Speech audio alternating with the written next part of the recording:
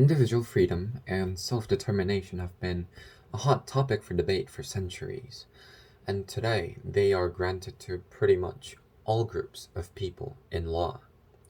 However, the sad truth is that law doesn't always represent practicality. There still exists a barrier dividing groups with different gender, race, sexual preference, social status, wealth, and more. And the end seems to be out of sight. Many turn their backs, and others throw rocks at many who ask for their ignored rights. But there are many who are still fighting for their freedom and self-determination, and I think we all have to get involved.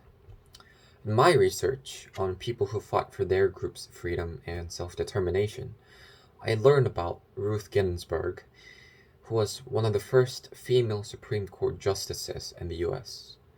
She studied at Harvard Law School and became a lawyer, a great lawyer, in fact. But the society didn't let her be a proper lawyer because she was a woman, as it was a societal norm in the 1950s to keep women out of the workplace. Despite all the difficulties, she didn't hesitate to raise her voice for the freedom and self-determination of women. There were many ups and downs in the process, but her consistency and resilience allowed her to make a big change in American society, breaking the glass ceiling for women during the time and giving women the right to do what they want to do.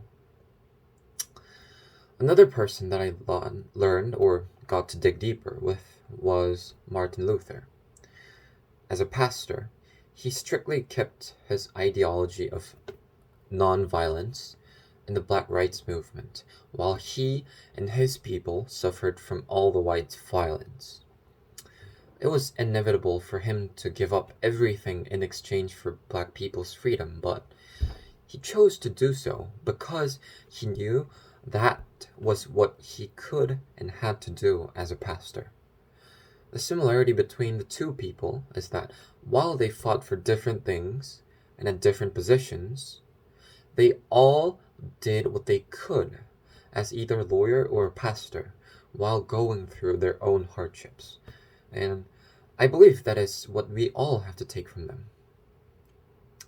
Malcolm X and Rosa Parks are some of the most widely known advocates of black freedom, but short research was just enough to learn about the unnamed heroes who also fought for black freedom like them. For sure, the time and effort that the unnamed heroes spent would be no less than that of any other famous black rights activists. But the reason why they are often called the unnamed heroes, I assume, is that compared to all the things they spent on black freedom, their names are not as widely known as other people like Malcolm X or Rosa Parks. What we should focus on here is that they didn't give up until the end, and that their efforts has set a firm foundation for the next generation to build upon, not for their fame.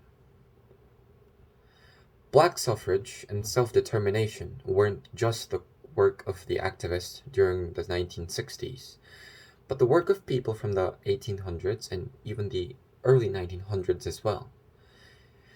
Patience is bitter, but its fruit is sweet, Aristotle says. The sweet fruit may not come immediately, but what should matter is that you are working for advancing the rights consistently. After learning about how different people with different jobs did what they could in their positions, I thought that I also want to do something about people's freedom and self-determination as a student. Then I went on and found out about how disabled people in Korea don't have freedom nor self-determination. It even came out in the news that disabled people held a rights protest by lying down in front of subway gates, blocking the entrance. Even still, the government didn't do anything but stop the protest, which kind of shocked me. Being in the same society as them, I want to help them get the freedom they deserve, And I think the first step I can take is using SNS like YouTube or Instagram or TikTok to spread their news even wider. As I said, the result may not show immediately, and we shouldn't expect the results to show immediately, but believe that they will show eventually. What we really have to do is not stop. We have to go on so that other people can be motivated by us, and those people will motivate other people too, and so on.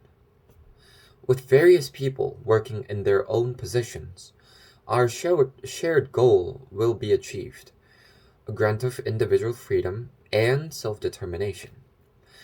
And there will come a day when we all will see the fruit from the tree that we all planted decades ago.